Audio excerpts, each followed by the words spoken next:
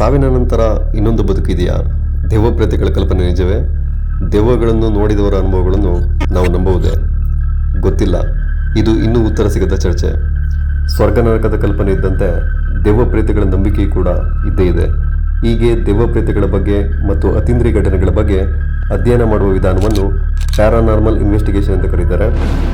ಹೀಗೆ ಪ್ಯಾರಾನಾರ್ಮಲ್ ಇನ್ವೆಸ್ಟಿಗೇಷನ್ನಲ್ಲಿ ಜಗತ್ತಿನಾದ್ಯಂತ ಪ್ರಸಿದ್ಧಿಯನ್ನು ಪಡೆದಂತಹ ಭಾರತದ top paranormal investigator Gaurav Tiwari ಅವರು. ಮೊದಲಿಗೆ ನಾವು ಪ್ಯಾರಾನಾರ್ಮಲ್ ಇನ್ವೆಸ್ಟಿಗೇಷನ್ ಯಾವ ರೀತಿ ನಡೆಯುತ್ತೆ ಎಂಬುದರ ಬಗ್ಗೆ ತಿಳಿದುಕೊಳ್ಳೋಣ. ನಂತರ ಗೌರವ್ ತಿವಾರಿಯವರು ಯಾವ ರೀತಿ ಭಾರತದ ಟಾಪ್ ಪ್ಯಾರಾನಾರ್ಮಲ್ ಇನ್ವೆಸ್ಟಿಗೇಟರ್ ಆದರು ಮತ್ತು ಅವರು ಬೆಳೆದು ಬಂದಂತಹ ಹಾದಿ ಹಾಗೂ ಇಂದಿಗೂ ಪ್ರಶ್ನೆಯಾಗಿರುವಂತಹ ಅವರ ನಿಗೂಢ ಸಾವಿನ ಬಗ್ಗೆ ತಿಳಿದುಕೊಳ್ಳೋಣ. ಪ್ಯಾರಾನಾರ್ಮಲ್ ಇನ್ವೆಸ್ಟಿಗೇಷನ್ ಯಾವ ರೀತಿ ನಡೆಯುತ್ತೆ ಅಂದರೆ, ಒಂದಿಷ್ಟು ತಂತ್ರಜ್ಞಾನಗಳ ಮೂಲಕ ನೆಗೆಟಿವ್ ಎನರ್ಜಿಗಳನ್ನು ಕಂಡುಹಿಡಿಯುವುದು, ಈ ಋಣಾತ್ಮಕ ಶಕ್ತಿಗಳ ಜೊತೆಗೆ ಮಾತನಾಡಿ ಅವುಗಳ ಆಡಿಯೋ ರೆಕಾರ್ಡ್ ಮಾಡಿ ಅವುಗಳ ಬಗ್ಗೆ ಅಧ್ಯಯನ ಮಾಡುವಂಥದ್ದು. ಹೀಗೆ ಪ್ಯಾರಾನಾರ್ಮಲ್ ಎಕ್ಸ್ಪರ್ಟ್ಗಳು ಬಾಧಿತ ಜಾಗಕ್ಕೆ ಹೋಗಿ ಕೆಲ ಅತ್ಯಾಧುನಿಕ ಮೀಟರ್ಗಳನ್ನು ಬಳಸಿ ಅದೃಶ್ಯ ಶಕ್ತಿಗಳ ಇರುವಿಕೆಯನ್ನು ಅಧ್ಯಯನ ಮಾಡ್ತಾರೆ. ಹೀಗೆ ಭಾರತದಲ್ಲಿ ಮಾತ್ರವಲ್ಲದೆ ವಿದೇಶದಲ್ಲೂ ಕೂಡ ಇಂತಹ ದಿನಗಳು ಪ್ರಸಿದ್ಧಿಯನ್ನು ಪಡೆದಿವೆ. ಹೀಗೆ ಈ ಪ್ಯಾರಾನಾರ್ಮಲ್ ಎಕ್ಸ್ಪರ್ಟ್ಗಳಲ್ಲಿ ನಮ್ಮ ಭಾರತದಲ್ಲಿ ಪ್ರಸಿದ್ಧಿಯನ್ನು ಪಡೆದಂಥವರು ದೆಹಲಿಯ ಗೌರವ್ ತಿವಾರಿಯವರು. ಇವರು ಭಾರತ ಮತ್ತು ವಿದೇಶಗಳಲ್ಲಿ ಸುಮಾರು ಆತ್ಮಗಳ ಶೋಧ ನಡೆಸಿದರು. ಗೌರವ್ ತಿವಾರಿಯವರು 2009ರಲ್ಲಿ ಇಂಡಿಯನ್ ಪ್ಯಾರಾನಾರ್ಮಲ್ ಸೊಸೈಟಿ ಎಂಬ ಸಂಸ್ಥೆಯನ್ನು ಕೂಡ ಸ್ಥಾಪಿಸಿದರು. ಈ ಸಂಸ್ಥೆಯು ಆತ್ಮಗಳ ಬಗ್ಗೆ ಅಧ್ಯಯನ ಮತ್ತು ಅವುಗಳ ಬಗ್ಗೆ ಸಂಶೋಧನೆ ಮಾಡುವುದಾಗಿತ್ತು. ಆದರೆ ಇಂತಹ ಉತ್ಸಾಹ ಯುವಕನ ಅಕಾಲಿಕ ಸಾವು ಮಾತ್ರ ಇನ್ನೂ ನಿಗೂಢವಾಗಿ ಉಳಿದಿದೆ. ಜೊತೆಗೆ ಅದೆಷ್ಟೋ ಹೊಸ ಪ್ರಶ್ನೆಗಳನ್ನು ಕೂಡ ಹುಟ್ಟಿಹಾಕಿದೆ. ಗೌರವ್ ತಿವಾರಿ ಉತ್ಸಾಹ ಯುವಕನಾಗಿದ್ದರು, ಸಿರಿವಂತನೂ ಕೂಡ ಹೌದು. ಅಮೆರಿಕದಲ್ಲಿ ಪೈಲಟ್ ತರಬೇತಿಯನ್ನು ಯಶಸ್ವಿಯಾಗಿ ಮುಗಿಸಿ ಭಾರತಕ್ಕೆ ಮರಳಿದಂಥ ಗೌರವ್ ಪ್ಯಾರಾನಾರ್ಮಲ್ ಆಕ್ಟಿವಿಟೀಸ್ ಅಧ್ಯಯನದ ಬಗ್ಗೆ ಆಕರ್ಷಣೆ ಹೊಂದಿರ್ತಾರೆ. ಜನರ ಕಣ್ಣಿಗೆ ಭಯಾನಕವಾಗಿ ಕಾಣುವ, ಮನಸ್ಸಿನಲ್ಲಿ ಆತಂಕ ಹುಟ್ಟಿಸುವ ಸ್ಥಳಗಳಿಗೆ ತಡರಾತ್ರಿಯ ಧೈರ್ಯದಿಂದ ಭೇಟಿ ನೀಡುತ್ತಿರ್ತಾರೆ. ಅವರ ಪ್ಯಾರಾನಾರ್ಮಲ್ ಆಕ್ಟಿವಿಟೀಸ್ ಅಧ್ಯಯನದ ಮೂಲಕ ಹಲವಾರು ಜಾಗಗಳ ಬಗ್ಗೆ ಜನರಲ್ಲಿ ಇದ್ದಂತಹ ಭಯ ಕೂಡ ಕಡಿಮೆಯಾಗಿರುತ್ತೆ. ಗೌರವ್ ತಿವಾರಿಯವರು ಇಂತಹ 6,000ಕ್ಕೂ ಹೆಚ್ಚು ಸ್ಥಳಗಳಿಗೆ ಭೇಟಿ ನೀಡಿದರು. ದೆವ್ವಗಳ ಪ್ರೇತಗಳ ಕುರಿತ ಟಿವಿ ಕಾರ್ಯಕ್ರಮಗಳಲ್ಲಿ ಅವರು ನಿರಂತರವಾಗಿ ಭಾಗವಹಿಸ್ತಾ ಇರ್ತಾರೆ. ಪ್ರೇಕ್ಷಕರಿಗೆ ಆ ವಿಷಯಗಳ ಬಗ್ಗೆ ಚರ್ಚೆ ಮತ್ತು ವಿವರಣೆಗಳನ್ನು ಕೂಡ ನೀಡ್ತಾ ಇದ್ರು. ಗೌರವ್ ತಿವಾರಿ ಅವರ ಅಧ್ಯಯನ ಹಾಗೂ ಸೇವೆಯನ್ನು ಗುರುತಿಸಿ ಅಮೆರಿಕದ ಪ್ಯಾರಾನಾಕ್ಸಿಸ್ ಅಸೋಸಿಯೇಷನ್ ಪ್ರಶಸ್ತಿ ಕೂಡ ನೀಡಿತ್ತು. ತಮ್ಮ ಬಹುತೇಕ ಸಮಯವನ್ನು ಅವರು ಗೋಸ್ಟ್ ಹಂಟಿಂಗ್ನಲ್ಲೇ ಕಳೆಯುತ್ತಿದ್ದರು. ಸಾವಿನ ನಂತರದ ಬದುಕಿನ ಅರ್ಥ ಹುಡುಕುತ್ತಿದ್ದಂತಹ ಗೌರವ್ ತಿವಾರಿಯವರು ತಮ್ಮ ಅಕಾಲಿಕ ಸಾವಿನೊಂದಿಗೆ ಅನೇಕ ಪ್ರಶ್ನೆಗಳಿಗೆ ಉತ್ತರಿಸದೆ ನಿಗೂಢತೆಯನ್ನು ಬಿಟ್ಟು ಹೋಗಿದ್ದಾರೆ. ಬಾತ್ರೂಮಿನಲ್ಲಿ ಶವವಾಗಿ ಪತ್ತೆಯಾದಂತಹ ಗೌರವ್ ತಿವಾರಿ, ಅದು 2016ರ ಜುಲೈ 6ರ ರಾತ್ರಿ ದೆಹಲಿಯ ಜನಕ್ಪುರಿಯಲ್ಲಿರುವಂತಹ ಒಂದು ಸ್ಥಳಕ್ಕೆ ದೆವ್ವಗಳ ಶೋಧನೆಗಾಗಿ ತೆರಳಿದ್ದಂತಹ ಗೌರವ್ ದ್ವಾರಕಾ ಸೆಕ್ಟರ್ನಲ್ಲಿರುವಂತಹ ತಮ್ಮ ಮನೆಗೆ ತಡವಾಗಿ ಮರಳುತ್ತಾರೆ.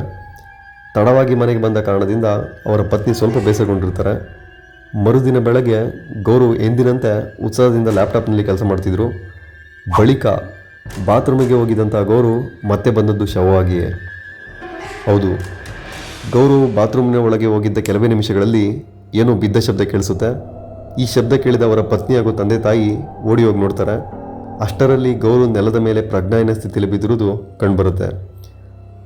ಅವರ ಕುತ್ತಿಗೆಯ ಭಾಗದಲ್ಲಿ ಬಿಗಿದಂತಹ ಕಪ್ಪು ಗುರುತುಗಳು ಕಾಣಿಸಿದವು. ತಕ್ಷಣವೇ ಅವರನ್ನು ಆಸ್ಪತ್ರೆಗೆ ಕರೆದೊಯ್ಯಲಾಯಿತಾದರೂ ದುರಾದೃಷ್ಟವಶ ಗೌರವ್ ತಿವಾರಿ ಅವರ ಪ್ರಾಣ ಹಾರಿ ಹೋಗಿತ್ತು. ಆಗ ಇವರಿಗೆ ಕೇವಲ 31 ವರ್ಷ ವಯಸ್ಸಾಗಿತ್ತು. ಗೌರವ್ ತಿವಾರಿ ಅವರ ಸಾವಿನ ಬಳಿಕ ಎಲ್ಲರಲ್ಲೂ ಒಂದು ಪ್ರಶ್ನೆ ಕಾಡಿತ್ತು. ಅದೇನೆಂದರೆ, ಅದೃಶ್ಯ ಶಕ್ತಿಗಳಿಂದ ಇವರು ಭಯಗೊಂಡಿದ್ರಾ? ಗೊತ್ತಿಲ್ಲ. ಗೌರವ್ ತಿವಾರಿಯವರು ತನ್ನ ವೃತ್ತಿಯನ್ನು ತುಂಬ ಪ್ರೀತಿಸ್ತಾ ಇದ್ದರು. ಆದರೆ ಕೆಲವು ಸಂದರ್ಭಗಳಲ್ಲಿ ಇವರು ತುಂಬ ಆತಂಕದಲ್ಲಿದ್ದರೆಂಬುದನ್ನು ಇವರ ಪತ್ನಿ ಆರ್ಯ ಕಶ್ಯಪ್ ಅವರು ಹೇಳಿಕೊಂಡಿದ್ದಾರೆ.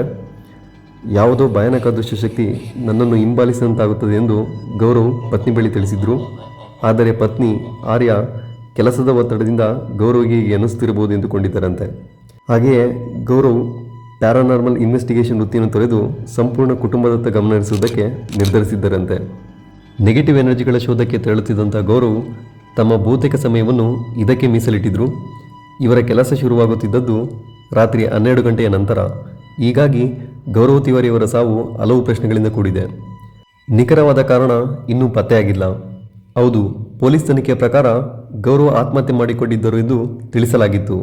ಪೋಸ್ಟ್ಮಾರ್ಟಮ್ ವರದಿಯಲ್ಲೂ ಕೂಡ ಗೌರವ್ ಉಸಿರುಗಟ್ಟಿ ಸಾವನ್ನಪ್ಪಿರುವುದು ದೃಢವಾಗಿದೆ. ಆದರೆ ಪ್ರಾಥಮಿಕ ತನಿಖೆಯ ಪ್ರಕಾರ ಗೌರವ್ ಅವರದ್ದು ಆತ್ಮಹತ್ಯೆಯನ್ನು ನಂಬಿದಂಥ ಪೊಲೀಸರು ಆತ್ಮಹತ್ಯೆಗೆ ಸ್ಪಷ್ಟವಾದ ಕಾರಣ ಸಿಗುತ್ತಿಲ್ಲವೆಂದು ಹೇಳಿದ್ದರು. ಹೌದು, ವಾಸ್ತವವಾಗಿ ಗೌರವ್ ತಿವಾರಿಯವರು ಅತ್ಯಂತ ಧೈರ್ಯಶಾಲಿಯಾಗಿದ್ದರು. ಆತ್ಮಹತ್ಯೆ ಮಾಡಿಕೊಳ್ಳುವಂತಹ ವ್ಯಕ್ತಿಯಾಗಿರಲಿಲ್ಲ. ವೃತ್ತಿಯನ್ನು ತುಂಬ ಇಷ್ಟಪಡ್ತಾ ಇದ್ರು. ಗೌರವ್ ಅವರ ತಂದೆ ಅಮೆರಿಕದ ದೊಡ್ಡ ಸಂಸ್ಥೆಯಲ್ಲಿ ಪ್ರಮುಖ ಹುದ್ದೆಯಲ್ಲಿ ಕಾರ್ಯನಿರ್ವಹಿಸ್ತಾ ಇದ್ರು. ಹೀಗಾಗಿ ಈ ಕುಟುಂಬದಲ್ಲಿ ಹಣಕಾಸಿನ ತೊಂದರೆ ಕೂಡ ಇರಲಿಲ್ಲ. ಈ ಕಾರಣದಿಂದಲೇ ಇವರ ಸಾವು ಗಾಢ ಪ್ರಶ್ನೆಯಾಗಿ ಉಳಿದಿದೆ. ಅದಲ್ಲದೆ ಆತ್ಮಹತ್ಯೆಗೆ ಬಳಕೆಯಾದ ಹಗ್ಗ ಅಥವಾ ಇತರ ಯಾವುದೇ ವಸ್ತುಗಳು ಕೂಡ ಬಾತ್ರೂಮ್ನಲ್ಲಿ ಸಿಕ್ಕಿರಲಿಲ್ಲ. ಹೀಗಾಗಿ ಇಂದಿಗೂ ಗೌರವ್ ತಿವಾರಿ ಅವರ ಸಾವಿಗೆ ನಿಖರವಾದ ಕಾರಣ ಪತ್ತೆಯಾಗಿಲ್ಲ. ಬದುಕಿದ್ದಷ್ಟು ದಿನ ಪ್ರಶ್ನೆಯಾಗಿ ಉಳಿದ ಆತ್ಮಶೋಧಗಳ ಬಗ್ಗೆ ತೊಡಗಿದ್ದಂಥ ಗೌರವ್ ಇದೀಗ ತಮ್ಮ ಸಾವಿನಿಂದಲೇ ಅನೇಕ ಪ್ರಶ್ನೆಗಳನ್ನು ಬಿಟ್ಟು ಹೋಗಿದ್ದಾರೆ. ಗೌರವ್ ತಿವಾರಿಯದ್ದು ನಿಜವಾಗಿಯೂ ಆತ್ಮಹತ್ಯೆನೋ ಅಥವಾ ಅದೃಶ್ಯ ಶಕ್ತಿಗಳ ಕೈವಾಡವೋ? ನೆಗೆಟಿವ್ ಎನರ್ಜಿ ಅವರ ಮೇಲೆ ಪ್ರಭಾವ ಬೀರಿತ್ತಾ? ಅಥವಾ ಈ ಸಾವಿನ ಹಿಂದೆ ಇನ್ನೂ ಬೇರೆ ಕಾರಣ ಹೊಂದಿರಬಹುದಾ? ಈ ಎಲ್ಲ ಪ್ರಶ್ನೆಗಳು ಉತ್ತರ ಸಿಗದ ಪ್ರಶ್ನೆಗಳಾಗಿಯೇ ಉಳಿದಿವೆ.